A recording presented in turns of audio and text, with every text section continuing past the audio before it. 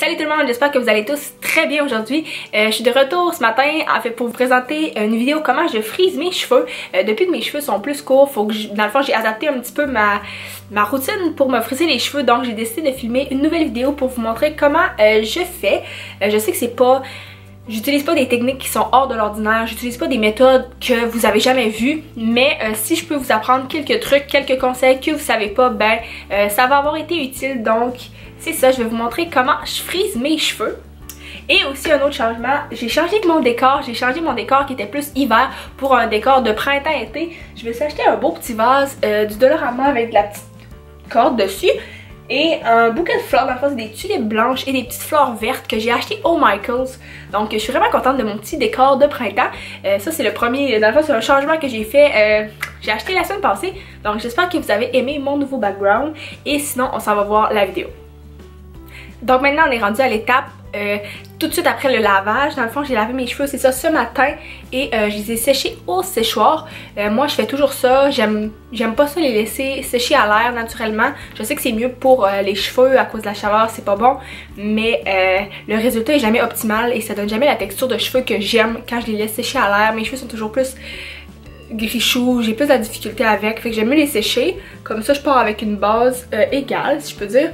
Et c'est ça, mes cheveux sont quand même, il y a beaucoup de volume là vu que je viens de les laver, mais sinon j'ai les cheveux assez plats quand ils sont propres comme ça.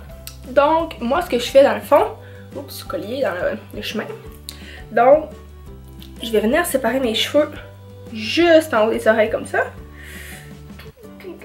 et je vais mettre, c'est sûr que là, peut-être qu'on est mieux de juste prendre un peigne pour venir séparer mieux les cheveux. Et ensuite, je fais un petit chignon avec la partie supérieure, la moitié supérieure de mes cheveux pour les attacher et les mettre en dehors du chemin. Pour pas qu'ils soient dans le chemin. Donc voilà, ça me laisse la partie inférieure de mes cheveux de détacher. Comme ça. Et moi j'utilise dans le fond un peigne comme ça pour brosser mes cheveux toujours. J'ai l'impression que ça brosse mieux. Peut-être que ça a l'air plus difficile avec les nœuds qu'avec une brosse. Mais je trouve qu'au final je perds moins de cheveux et je m'arrache moins de cheveux avec un peigne comme ça à dents très larges. Que j'ai acheté je pense au Dollarama.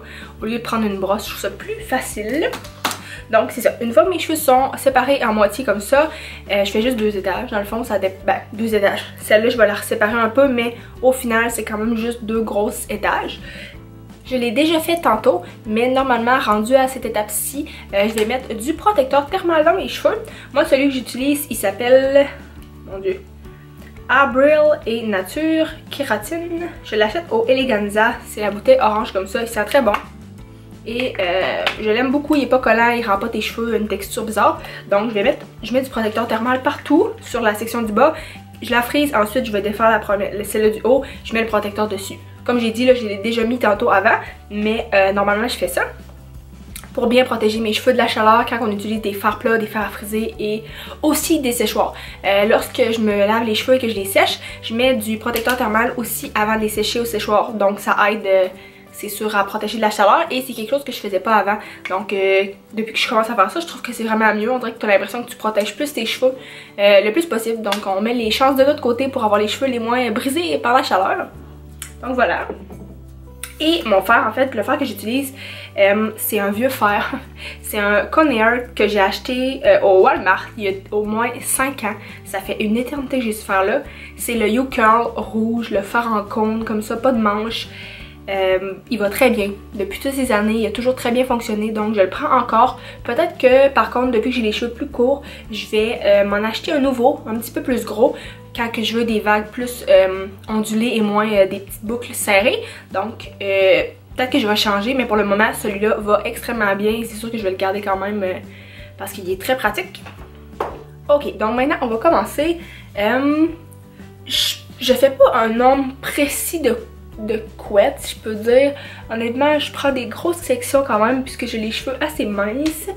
Et je vais les entourer comme ça autour du fer et je laisse à peu près 1 ou 2 cm au bout sans le friser pour que ça donne un effet plus vague et non un effet trop frisé. Comme ça, j'attends seulement quelques secondes.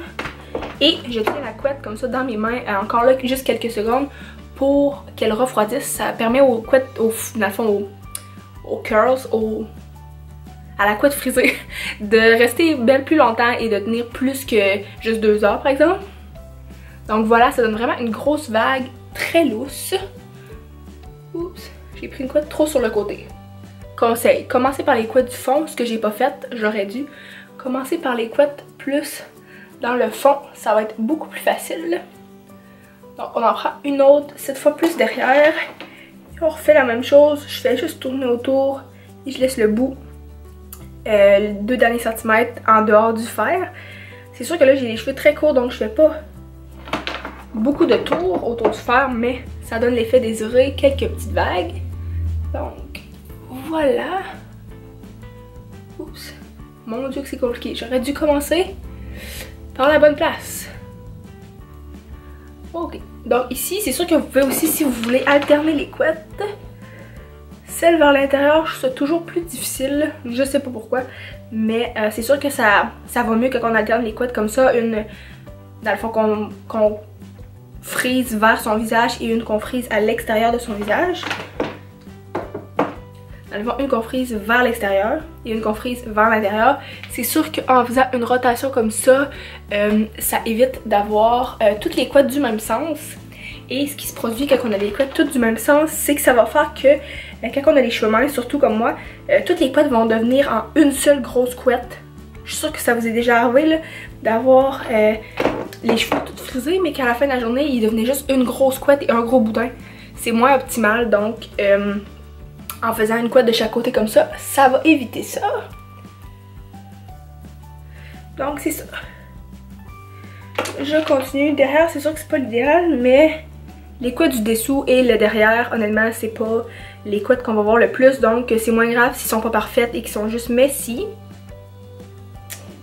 Voilà. Donc je vais continuer l'étage du bas et vous revenir.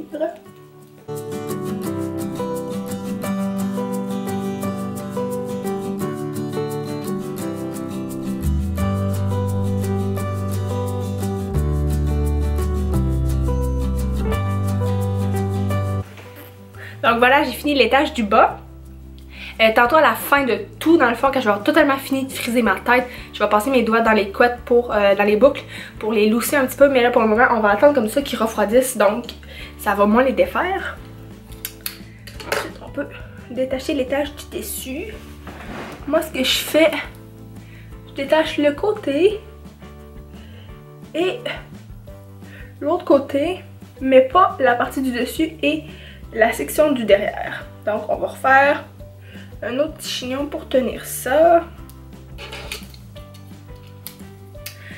C'est la méthode que je fais, mais honnêtement vous pouvez les diviser comme vous voulez, ça change pas grand chose. Donc là on est rendu comme ça. Encore là, l'important c'est de partir du derrière, c'est beaucoup plus facile en travaillant comme ça et en revenant par en avant ensuite. J'ai pas fait ça tantôt pour les couettes du bas, c'était très difficile. Surtout que de friser ses cheveux sans miroir avec un viewfinder de caméra, dans le fond le petit écran, c'est plus difficile. Donc je vais friser ces couettes là et vous revenir après.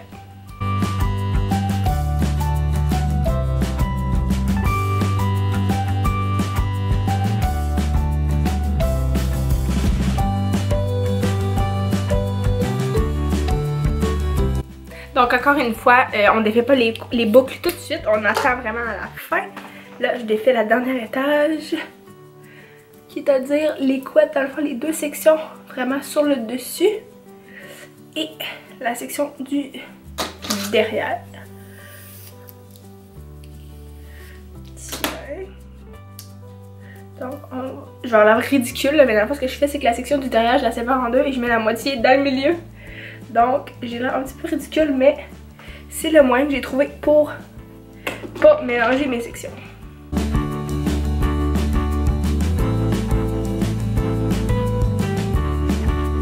C'est toujours aussi préférable quand vous défaites une section, vous pouvez juste passer un petit coup de peigne dedans pour empêcher qu'il y ait des nœuds et la démêler, donc c'est plus facile après de friser.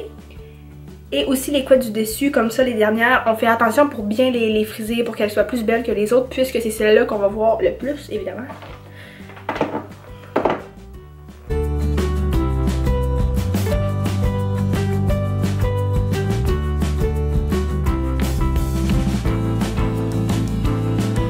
Donc voilà, j'ai terminé de friser tous mes cheveux au complet. C'est sûr que là, les boucles sont vraiment intenses, sont plus extrêmes. Elles vont comme descendre avec le temps, dans le fond là, c'est parce qu'ils sont vraiment fraîches. C'est pour ça qu'ils ont l'air plus vraiment bouclés comme un mouton, mais ça va être moins pire tantôt. Et la dernière étape que j'aime faire dans le fond, c'est de prendre de l'huile de Moroccan Oil. Cette huile là est incroyable pour vrai, je l'adore. Et moi j'ai la light, celle avec la bande blanche. Pour les cheveux blonds, c'est pour empêcher que les cheveux deviennent jaunes dans le fond. Et quand je me lave les cheveux, dans le fond, je vais mettre 2 pompes sur mes cheveux mouillés. Mais quand j'ai les cheveux secs, je vais mettre seulement une pompe. C'est ça, dans le fond, j'ai fini de friser mes cheveux. J'attends quelques secondes pour que les boucles se refroidissent, dans le fond, pour pas qu'elles soient encore trop fraîches. Il faut attendre un petit peu pour qu'elles refroidissent, comme ça, ils vont tenir plus longtemps. Et c'est ça, je mets la pompe d'huile de Moroccan Oil dans mes mains, je les frotte ensemble. Et après ça, je vais venir passer avec mes doigts, pas avec un peigne ou une brosse. Je trouve que ça défait trop. Je vais passer avec mes doigts comme ça, dans les boucles, pour les lousser un petit peu et rendre un effet plus vagué.